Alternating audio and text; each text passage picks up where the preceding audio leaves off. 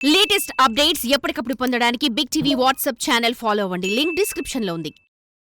ప్రజాపాలన విజయోత్సవాలు, తెలంగాణ తల్లి విగ్రహావిష్కరణ సహా ఇతర కీలక కార్యక్రమాల్లో ఈ వారం సీఎం రేవంత్ రెడ్డి తెలంగాణ ప్రభుత్వం కీలక నిర్ణయాలు తీసుకున్నాయి. దశాబ్ద కాలంగా నిర్లక్ష్యానికి గురైన కవులు, కళాకారులను సత్కరించారు. జనానికి జవాబుదారీగా ఉండేందుకు మరింత పారదర్శకత తెచ్చేలా కీలక నిర్ణయాలు తీసుకుంది సర్కార్.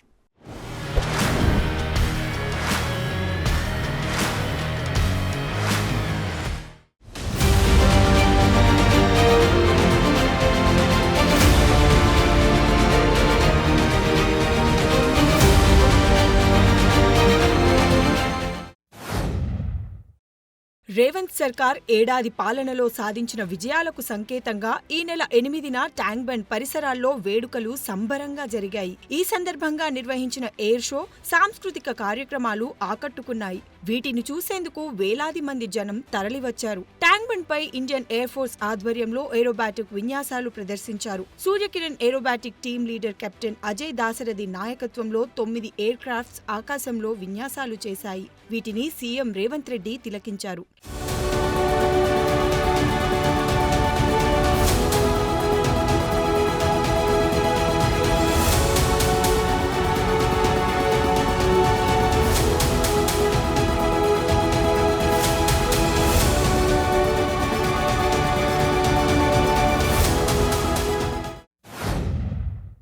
ఏ ప్రాంతానికైనా ఒక గుర్తింపు, అస్తిత్వం తల్లి. సంస్కృతికి, సాంప్రదాయాలకు ప్రతిరూపం తల్లి. ప్రజలు దశాబ్దాల పాటు పోరాటం చేసి సాధించుకున్న తెలంగాణ రాష్ట్రంలో తెలంగాణ తల్లిని ప్రతిష్ఠించుకోవడం ప్రజలందరికీ గర్వకారణమైన సందర్భమని సీఎం రేవంత్ రెడ్డి అన్నారు. ఈ నెల 9న సచివాలయంలో తెలంగాణ తల్లి విగ్రహాన్ని ప్రజల సమక్షంలో ఆవిష్కరించారు. గత పాలకులు తెలంగాణ తల్లి రూపం ఇలా ఉండాలని గాని, ప్రభుత్వ అధికారిక కార్యక్రమంగా చేయాలని గాని ఏ రోజు ఆలోచన చేయలేదు.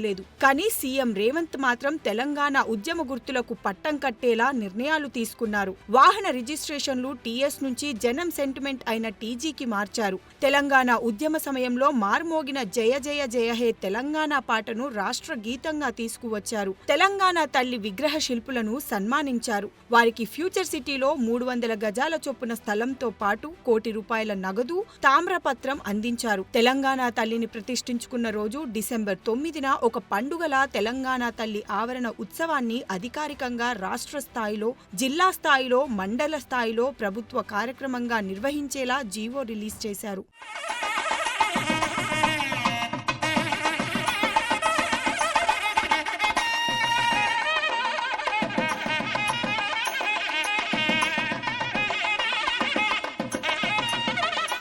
రాష్ట్రంలోని అన్ని ప్రభుత్వ బడుల్లో, కేజీబీవీలు, మోడల్, తెలంగాణ గురుకుల విద్యా సంస్థల్లో పనిచేసే టీచర్ల ఫోటోలను అందరికీ కనిపించే ప్రాంతంలో పెట్టాలని పాఠశాల విద్యాశాఖ డైరెక్టర్ ఆదేశించారు. కొన్ని స్కూళ్లలో ఒకరికి బదులు మరొకరు పనిచేస్తున్న విషయాలు ప్రభుత్వం దృష్టికి రావడంతో పిల్లల చదువు విషయంలో రాజీ పడొద్దన్న ఉద్దేశంతో చర్యలకు దిగింది సర్కార్. కొన్ని స్కూళ్లలో అసలు టీచర్లను గుర్తించే పరిస్థితే స్టూడెంట్లకు లేకుండా పోయిందంటున్నారు. దీంతో ప్రభుత్వం పేద పిల్లల చదువుల కోసం చేస్తున్నది వృధా కావద్దన్న ఉద్దేశంతోనే ఈ నిర్ణయం తీసుకుంది.